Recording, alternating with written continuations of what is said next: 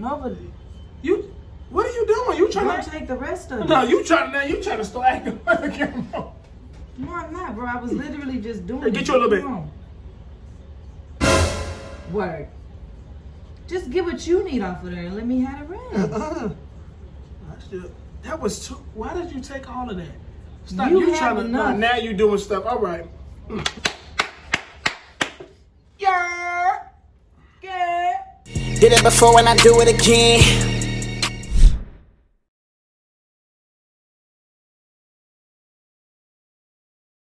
Yo, what's poppin', man? It's your boy Word back on the What's the Word channel, back at it again with Amber Victoria, fresh out of none other the listening party for Donda by Kanye West.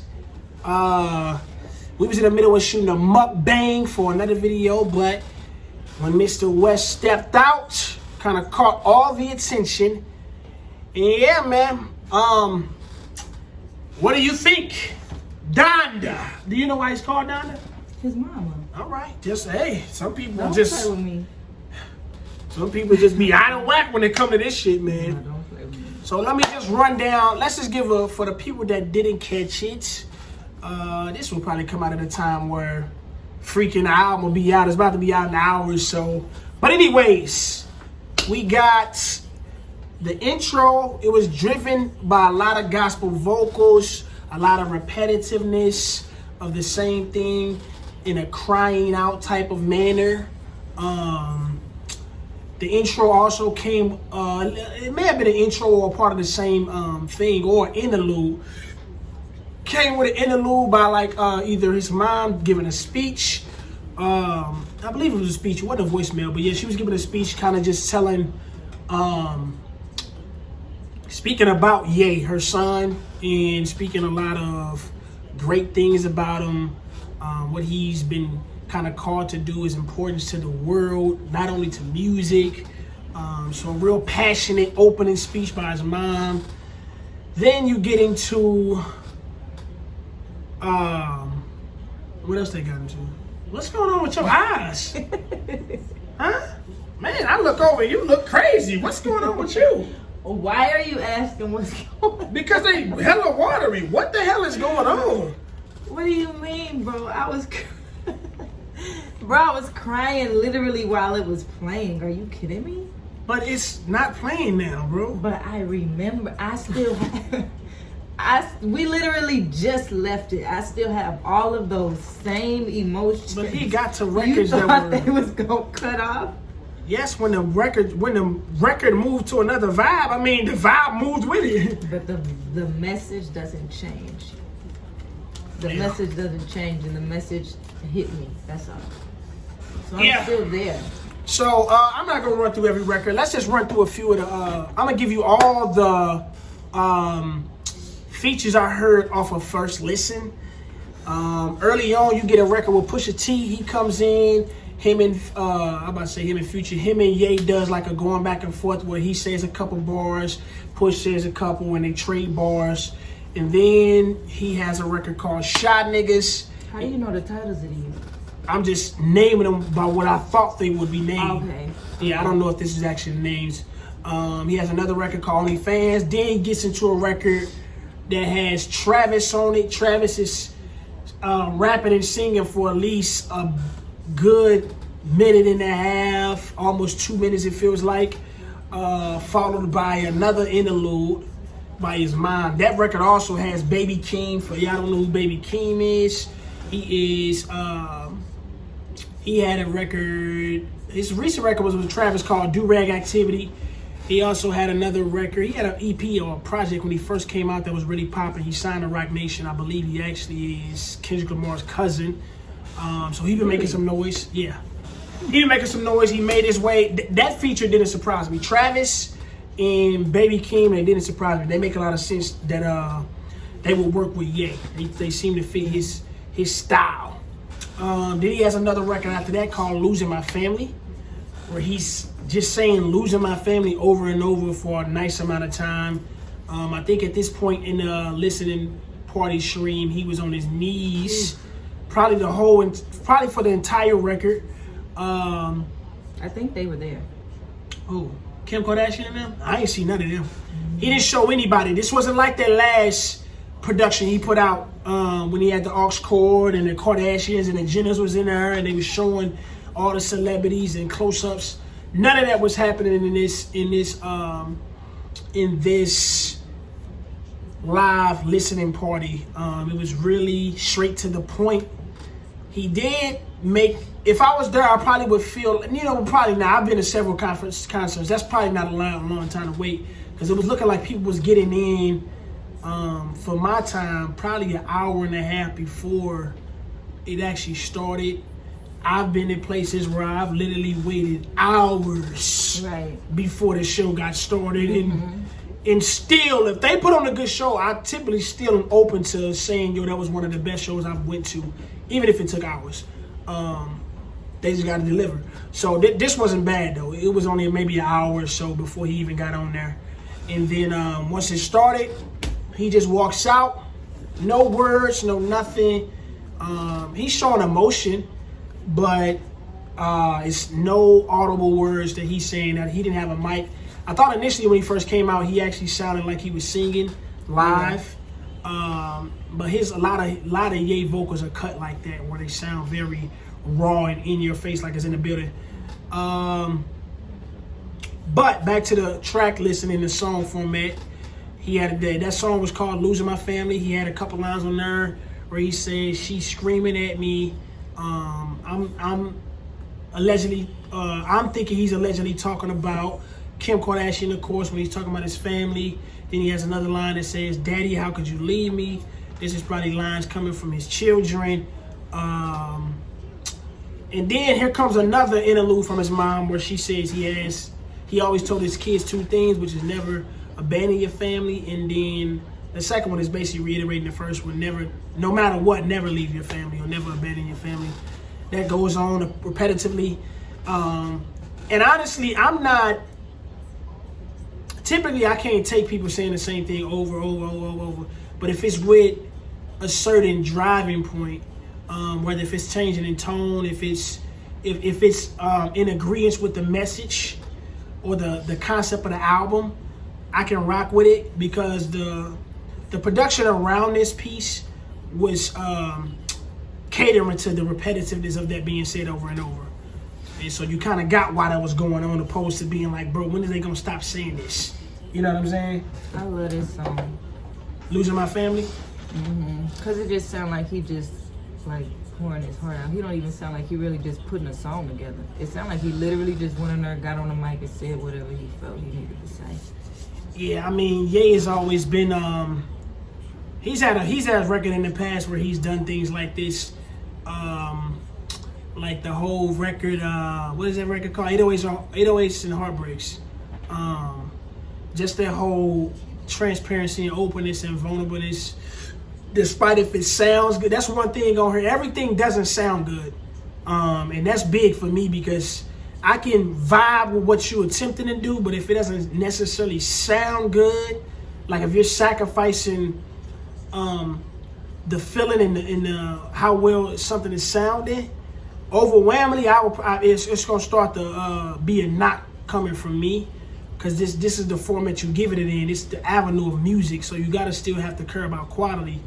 And that's kind of a narrative that goes throughout this record.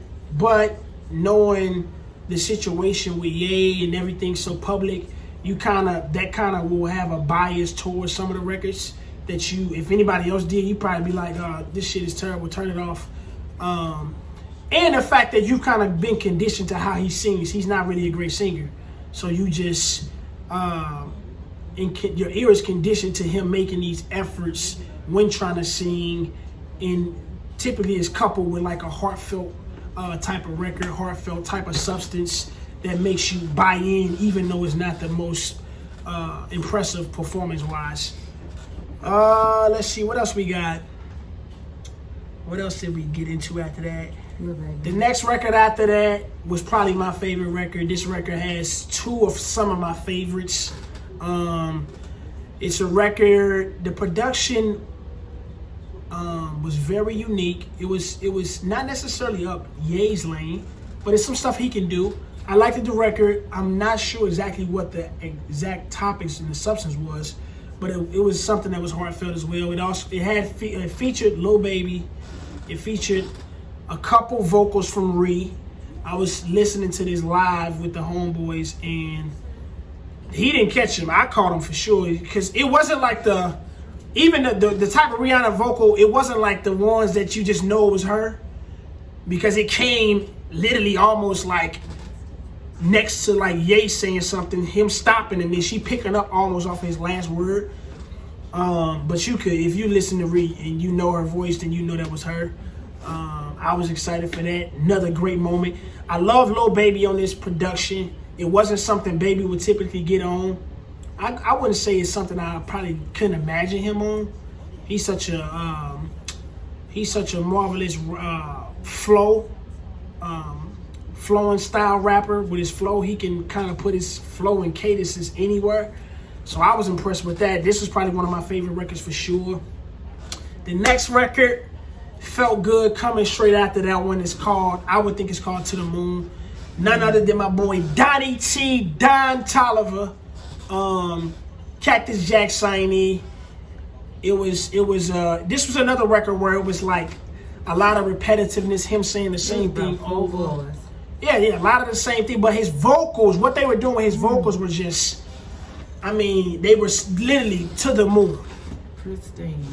Yeah, man, they were very spacious, very spacey, very like reverby like type of record you could just sit back and close your eyes to type style. I mean, that's what his vocals do, honestly.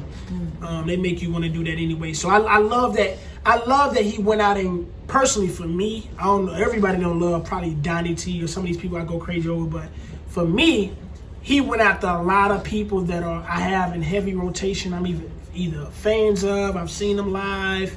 It's people I kind of, advocate for and speak highly of. Rihanna being my favorite female artist of all time. Lil Baby being probably my favorite out of this generation right now, or this era. Donnie T, one of my favorite vocalists. I love his recent singles. I love Heaven and Hell, his project. And then later on, he has records. The next record had Dirk, and then they had Roddy, which, again, two great melodic rap style artists, man. They came in and felt good on this record. Roddy, I think, maybe stole the show on this one. Like I said, I've named hella features, bro. Like, this mug felt like a Khaled style put together album. But they all did well. Only thing I just kind of wanted more Ye, because I haven't, personally for me, I haven't listened to Ye in years. So I was excited to hear what he had to say, and you still got what he had to say, but it looked like it was only under 15 songs. It was probably like 12 or 13 songs on here.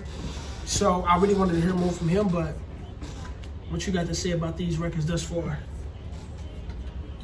I mean, my favorites were more toward the top, more of the gospel songs, but yeah, the gospel kind of only existed at the top. The stuff at the bottom still was a similar substance, not as maybe explicit. He was very explicit, faith-based type of substance in the earlier part. This was more like struggle, some just real life issues. But the next record after that, he got into,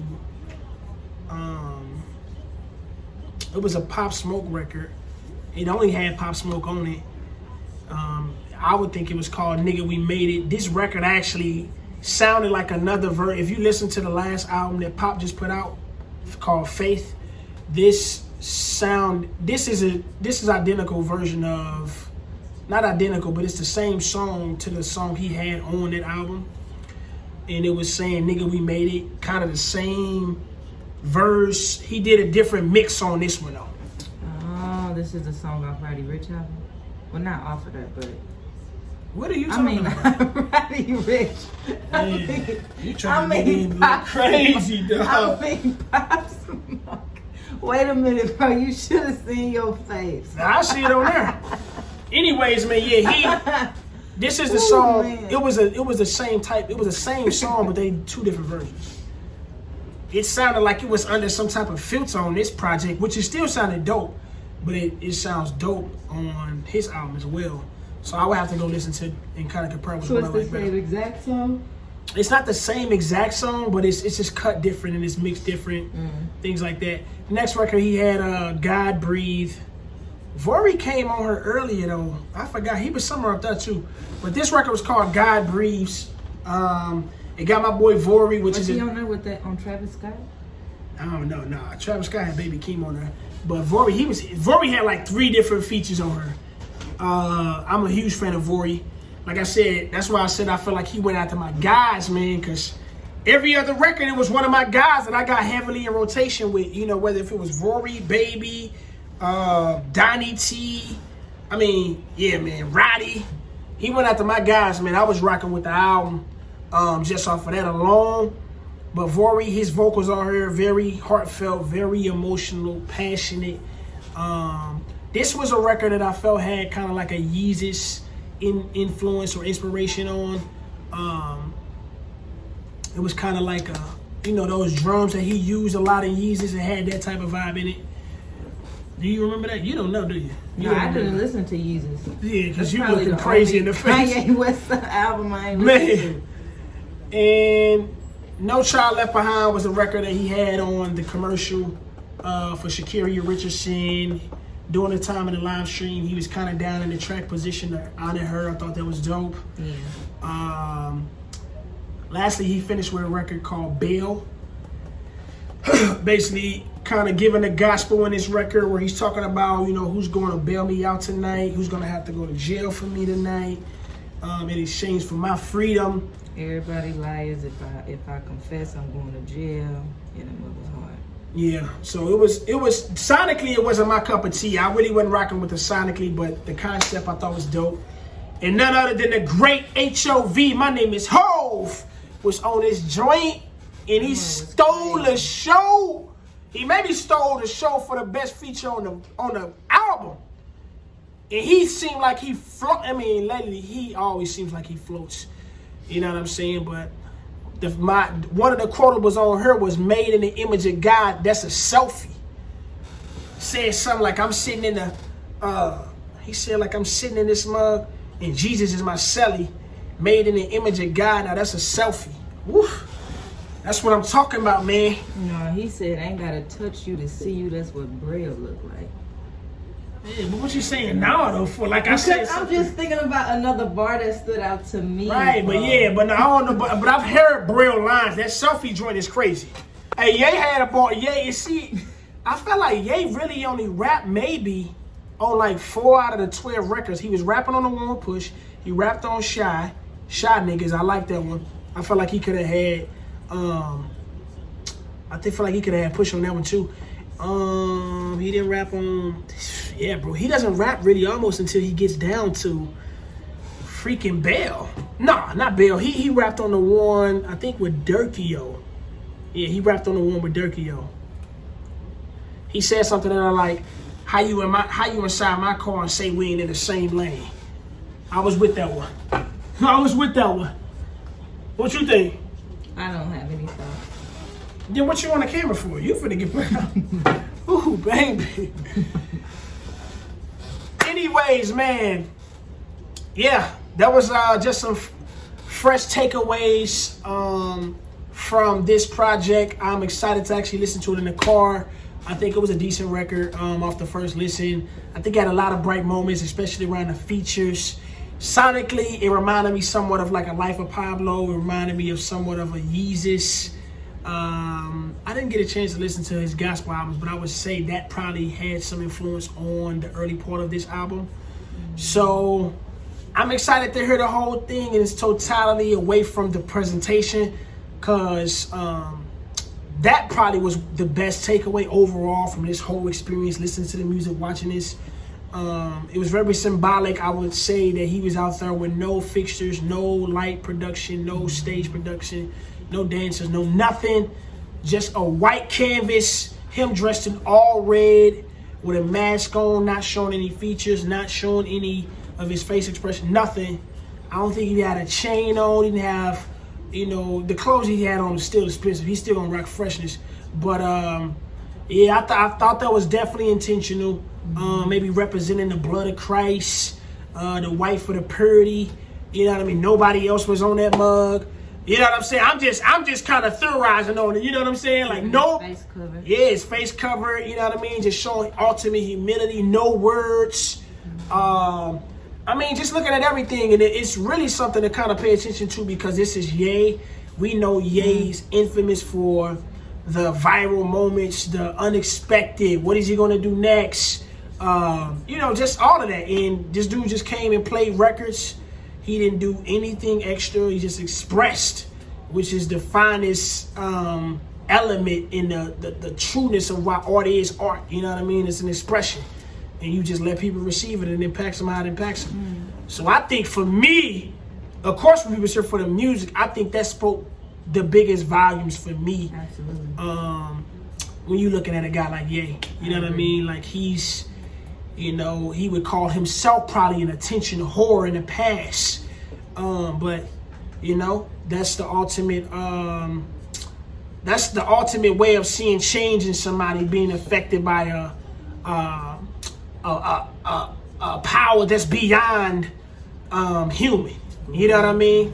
So hats off to him, man. For me, I think that speaks volumes because I'm a huge person that had big opinions on Ye for things he's done in the past, and I've spoken publicly, aggressive, and you know, just speaking my mind about Ye. Just honestly, that being inspired by Ye. You know what I mean? That guy that's I don't know where he is now, but that guy who he was a very outspoken guy. And I think that's still a character that I think he probably still has, just channeled in the right manner. But yeah, man, that's actually from him, honestly. So, man, hats off to him. Y'all let us know when y'all get to this or when y'all get to the album, how y'all like the album, what you think of the whole listening party down in Atlanta. If you was there, let us know. How was it live? Shouts out to Apple. It felt like we was still there because the audio that cut through the these laptops and our phones sounded like we were in the stadium. You hearing conversations, all kind of stuff, man. So yeah, man, let us know. Salute to Ye, salute to Apple, salute to everybody that subscribe. Appreciate all the love. Like, comment, subscribe. It's your boy Word. We out of though. Yeah. Did it before and I do it again.